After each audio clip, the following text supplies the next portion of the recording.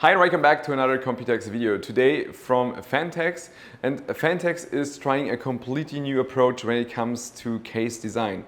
We kind of started seeing this shift already last year to a certain degree, where case manufacturers were trying to go away from the currently very famous fish tank design to a more functional approach. And this is as functional as it gets right now. So when I saw it the first time, I thought this is quite complex, and I didn't really know honestly how I would build a PC in there. But it all becomes quite simple once you remove the main covers. So there's a cover that hides the GPU, and then we can take off this glass cover, and then it suddenly becomes a lot more intuitive and simple. What they did is having basically a normal case design and then design covers around it that can just guide or make your airflow more efficient in terms of where you want your cold air to be.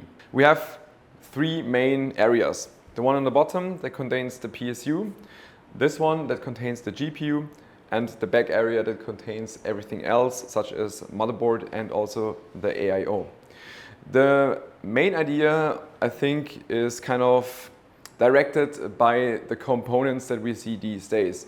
So if you think about it, your GPU has massive cooling for its power consumption. So you have an AIO that's sitting here on the right with three 120mm fans. That is a lot of cooling capability for, if you think about it, a CPU that consumes like 100 watts during gaming load. On the other hand, we have these days GPUs that easily consume 600 watts, and they have just less surface area, they have smaller fans. That means that this entire area just needs more focus than the CPU. That is also why I find the general approach and also the fan direction super interesting. So when I asked Phanteks, they pointed out they tested a lot of different things of how to optimize the thermals. For example, it starts with the GPU. GPU is the core component that has to be cooled the best. And it can take in the cold air from the bottom and ideally just put it out on top and not disturb anything else. That obviously is only possible to a certain degree because you still have openings in here, which means that you will push hot air into the chamber on the top, where you don't have components that create a lot of heat, but they still do to some degree. So you have some M.2 memory and the VRM, and all of that together can still make this quite hot in there. And so the question was what to do. And they came up with a very interesting and creative solution. If we go all around to the back side, then there is a small rectangle right here. And if I touch this, I can feel that air is being pulled in from the back right here, because there is another 120mm fan that sits behind the motherboard's tray. And this instantly introduces active backplate cooling from the backside, which is super helpful for temperatures, especially around the PCB VRM temperature. But it's not only about the active backplate cooling itself, but it's also because it kind of creates a counter pressure towards the GPU area. So the big fan pulling in air from the back works versus the GPU that would put or introduce hot air into here. So it avoids getting the hot air in there from the GPU from the start, which is cool. Now on the right side we have the 360 AIO, and I was immediately thinking, is this reverse fan or normal fan? Because obviously normal fan orientation, you will have some of the hot air moving into here, which is something you have basically in every gaming system these days because of all the hot air of the GPU. But the interesting part is that this is on purpose, that it's not reverse fan, because another thing that Phanteks tested. As I said before, the load on a GPU and the power dissipated on a CPU is quite a lot different. So CPU cooling is a lot easier, but if the fans are installed in the normal orientation, it just helps getting hot air away from this area, which then kind of provides more cold air to the GPU. So if you think about it, it kind of creates a suction towards this area, and that always provides having cold air around the GPU, which just helps GPU temperatures, while CPU temperatures are not so much affected by having a bit more hot intake into this fan right on top. There were also other things they tested, for example, having openings and covers on top, but that didn't really improve things or sometimes even made it worse.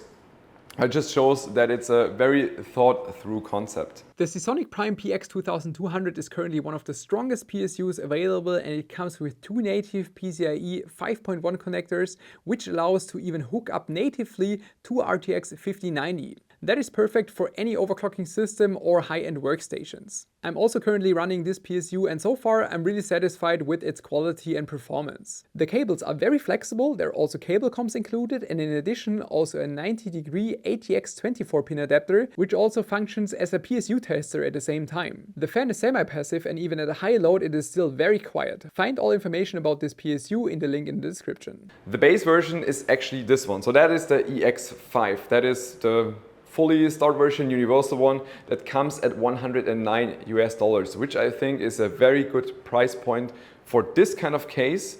This is quite complex and very good quality, so I would say the price is super fair. And here it's a bit different to what I just showed you, because this is for installing your own AIO, which brings extra challenges because you somehow have to get the tubing from this area into the box on top. So that's why there is this small extra thing to guide the tubing into here. And that's why this is the base version versus this one, the one I just showed you from the beginning, is the EX5 Plus. And Plus means that it's plus an AIO. So the AIO is included in this one. It's already pre-installed, same as the fan that's sitting in the back. And this one comes at about $159 US. And I would say that's incredibly low price for what you're getting. The high-end version is the EX6, which is also again interesting in regard of that on the EX6 you don't have the tempered glass windows. You might think, hey, high-end case, I want to see my high-end GPU, and that's why I want to have tempered glass. But this is a fully functional approach. First of all, those are also aluminum covers. So it looks and feels a little bit nicer than that one, which is just fully steel, but of course also tempered glass. But what they did right here is to just improve cooling further. In here, you can have this additional like rubber gasket, I could call it. And this gasket can go around your GPU and just seal off the chamber itself. So by adding this small gasket on the side, you can fully divide bottom and top area and just avoid air mixing inside, which would further heat up your GPU. So now that just makes sense again that the EX6 is the high-end version, because it's just fully performance focused. One more thing that is different here is this window that you can see, or the cutout that you can see in the tempered glass window. That is to optimize compatibility for AIOs. For example, if you have a big one with a big LCD screen, then it could fit through here. But you definitely have to make sure that you check the socket position of your motherboard and also if there is enough clearance for the AIO you're planning to use. They also pointed out that on this case, it always starts at the second PCI Express slot for the GPU position. So make sure that you also check on your motherboard if it's first PCI Express slot or second PCI Express slot position for the GPU to avoid any kind of compatibility issues. The most extreme and premium version is then the EX6 Max. Again, has aluminum covers everywhere, like I already showed you. But in addition, it comes with all kind of Phanteks components.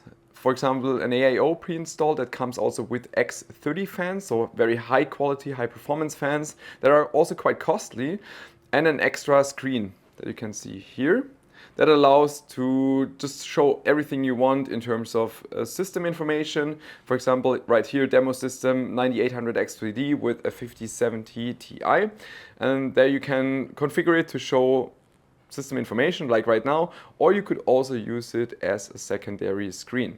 And all this comes, as I said, pre-installed with the AIO with the screen, would cost $329. Also has extra features like those RGB strips that you can see here, and they're not only for visuals, but they can also be configured in the software to show functional information, such as being tied towards the GPU temperature, so the hotter it becomes, the more loaded the bar looks like. Phanteks just explained the functionality of the software in a bit more detail, and Now you can see a demo configuration of just a video playing on the right and just system information on the left. And the cool thing about this, it has integrated memory, which means that you can offload everything from the software directly to the device, which allows you to also close the software once you're done, and it causes then obviously 0% CPU load. So that is great. There are those additional, I would call it prototype covers. These are the things that go, for example, over your GPU. And you can see different materials and different styles, different colors. You can let us know, comments down below, what kind of design, what kind of style you would like to see. And these are possible approaches, and Phanteks is looking for feedback to decide if they would, for example, bring additional ones to the market or not. So if you can have feedback down below, that would be great. It was super interesting to see this new kind of case design approach, and I personally have the feeling that this is going to be more the direction that we will probably see in the future, going away from just this fish tank design that we used to see in the last couple of years back to more functional approaches, because it makes sense these days with how much more thermal power you have on the GPUs that can also just give you more thermal benefit if you have a proper case design around it. And that's why this was super interesting to see. Turned out to be much simpler than it is when you just see this the first time. You're like, oh, this is a super complex case. How am I going to build in this? And then it just becomes super simple once you open it. And yeah, cool approach to see this. Hope you enjoyed this video. See you next time. Bye bye.